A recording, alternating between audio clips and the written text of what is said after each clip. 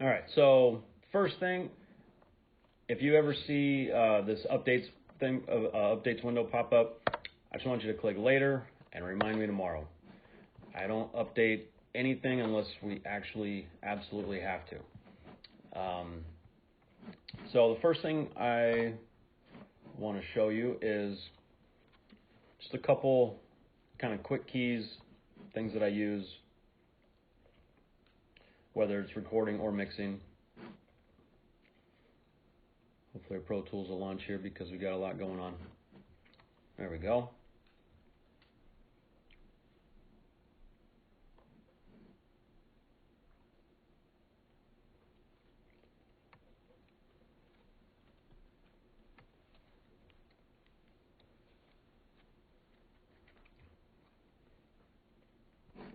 So when you first launch Pro Tools, it's going to take it a minute or so.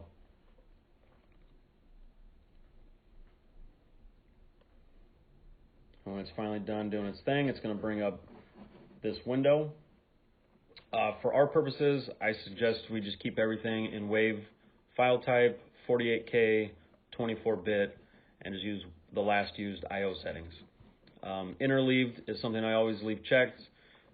That's just when you record a stereo audio file, it'll record it as, or it'll save it as a interleaved left and right audio file. So I always leave that. You can always split it into mono if you want. And hit create. It's going to prompt you for where you want to save it. And so again, we're going to go active, 2020 fall, music 2071. And I'm just going to call this mix, edit, test. Excuse me. So it brings up your just a blank session. Apple plus or Apple equals, same button, will toggle between your mix and edit windows. Shift Apple N will bring up this new tracks dialog. If you know, for instance, say you want to make 4 mono audio tracks, you can type the number 4. It's already highlighted here, right? Or the arrows up and down will increase or decrease however many tracks you want. In this case, we want mono audio tracks. We want them in samples, and it's just going to name them generic audio. So we hit create. Very first thing you want to do is name them. So let's just say we've got, we've got a kick, we've got a snare, and we've got 2 overheads. Overhead left and overhead right.